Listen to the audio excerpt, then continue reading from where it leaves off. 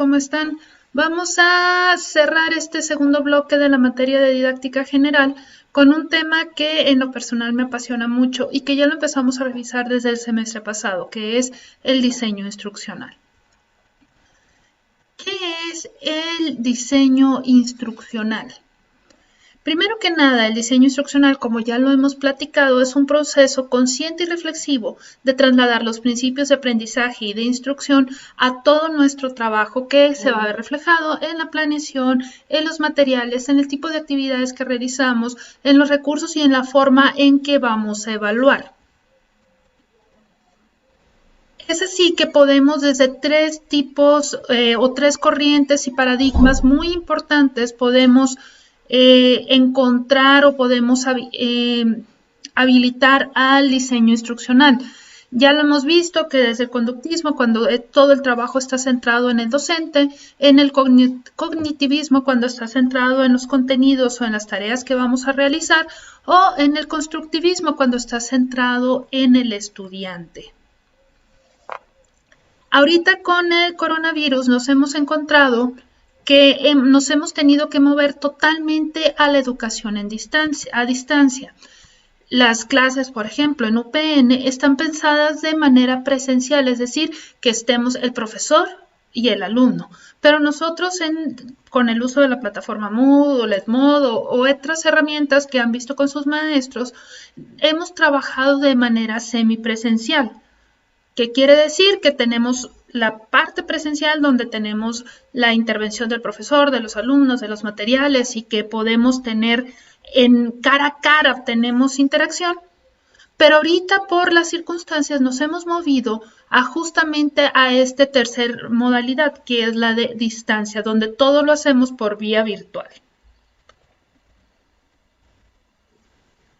Entonces, si ya dijimos que el diseño instruccional es cómo vamos a aterrizar, primero que nada, yo saber si soy un profesor que desde sus paradigmas o sus teorías está centrado en el conductismo, en el cognitivismo o en el constructivismo, y a partir de ahí vamos a ver cuál de los muchos modelos hay muchos. ¿Se acuerdan que ya habíamos visto un poquito el modelo de Gagné?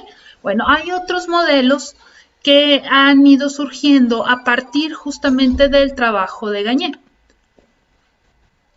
Uno de ellos es el de Gagné-Cobrins, que es un enfoque más sistémico, que quiere decir que cada una de las acciones que vamos realizando, ¿se acuerdan de todos los pasos que vimos? Pues bueno, cada una de esas acciones que vamos realizando tiene una repercusión en el siguiente.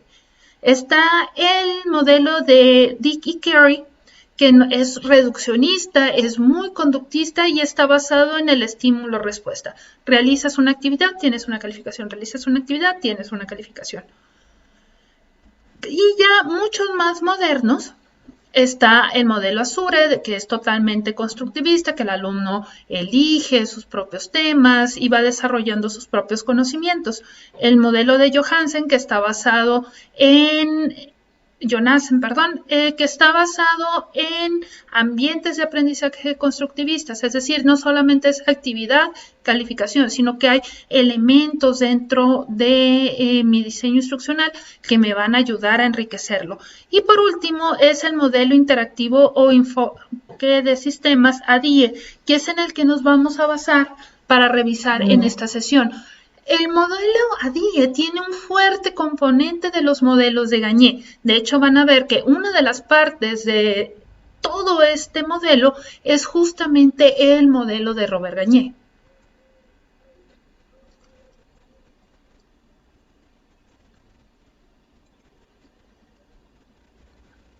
No estoy jugando con los datos, denme una oportunidad. Ok, ¿cuál es el modelo ADIE o cómo está compuesto?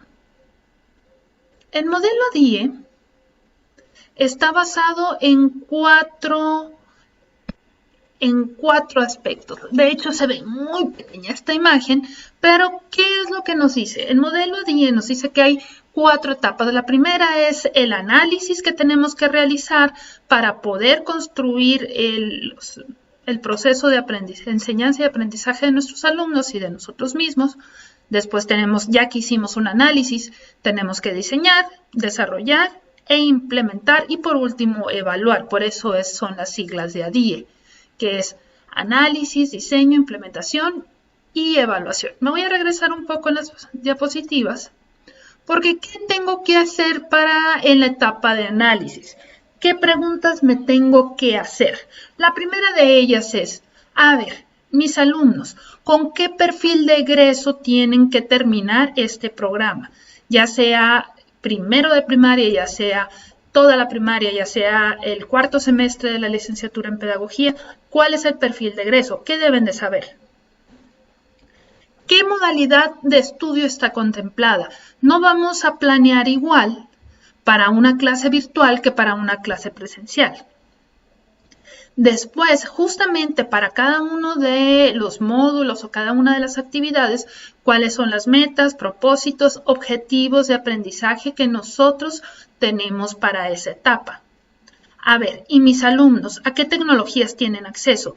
Tecnología, recuerden que no estamos hablando solamente de una computadora, un celular, internet, sino desde a qué libros tienen acceso, si tienen un cuaderno o no tienen. Entonces, todo eso lo debo de considerar. Y por último, ¿cuál es el contenido y cómo se estructura? A ver, bueno, estoy en primer año de primaria, mis alumnos tienen que conocer, en el segundo bimestre tienen que conocer las letras, Ok, bueno, pues ¿qué contenido deben de dominar? ¿Y cómo lo voy a estructurar? ¿Qué quiere decir cómo lo voy a estructurar? ¿Cómo lo voy a dosificar para mis alumnos? Después, una herramienta que es muy interesante para la siguiente etapa, que es justamente la de planeación, es la taxonomía de Bloom y de Marzano, que ya la hemos revisado en varias ocasiones y que nos permite generar objetivos y actividades dependiendo del nivel de dominio cognitivo. Es decir, yo quiero que mis alumnos recuerden, ok, ¿qué actividades puedo hacer para que mis alumnos recuerden? Yo quiero que mis alumnos analicen, bueno, ¿qué verbos de acción puedo utilizar para eso y qué actividades puedo hacer? Para la siguiente etapa, que es la etapa de implementación, acuérdense, vamos en análisis, diseño, desarrollo e implementación. La etapa de implementación son justamente las 9 etapas de Gagné. ¿Qué quiere decir? Recuerden estas etapas, que es desde el rol del docente, qué tiene que hacer el profesor. Dentro de estas 9 etapas está subdividido en 3. A ver, en la introducción de la clase, ¿qué tiene que hacer el maestro? Captar la atención de los alumnos y lograr que les interese el tema. Comunicar los propósitos, objetivos o metas. Esto no lo tenemos, este último punto, no tenemos que hacerlo necesariamente. A ver, muchachos, el objetivo de la clase es analizar. No. Pero sí informar de manera a lo mejor más informal, pero sí informarle a nuestros alumnos qué queremos para esa clase. En el cuerpo o desarrollo, ¿qué vamos a hacer? Primero que nada, recordar los conocimientos previos. Presentar información, ejemplos, conceptos básicos. Emplear algunas estrategias de aprendizaje, que es lo que hemos estado viendo a lo largo de este bloque, desde la Phillips, la clase magisterial, organización de información. Tenemos muchos discusión en pequeños grupos, tenemos muchas estrategias a nuestro alrededor. Practicar. ¿Qué quiere decir? No nada más vamos a ver el tema, sino que tenemos que practicar el tema. Y después de que nuestros alumnos practiquen ese tema, nosotros profesores tenemos que brindar retroalimentación. Es decir, realizaron un ensayo, la técnica que utilizamos o la estrategia que utilizamos fue un ensayo con nuestros alumnos, de acuerdo, pero hay que darles retroalimentación. Y por último, la etapa de cierre, hacemos un resumen o hacemos... retomamos todo lo que aprendimos en esa clase y por último se evalúa en función de los objetivos que se tenían para esa clase. ¿Se lograron o no se lograron? Y no solamente se evalúa al alumno, tú docente no solamente vas a evaluar al alumno, sino a ti mismo, hasta dónde llegaste, qué tendrías que haber hecho mejor o diferente y qué cosas sí te funcionaron para que lo vuelvas a utilizar en un futuro.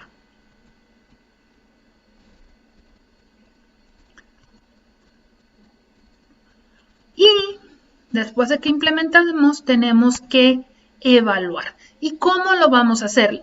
A mí, honestamente, esa es la parte que me parece más compleja del proceso de enseñanza de un profesor.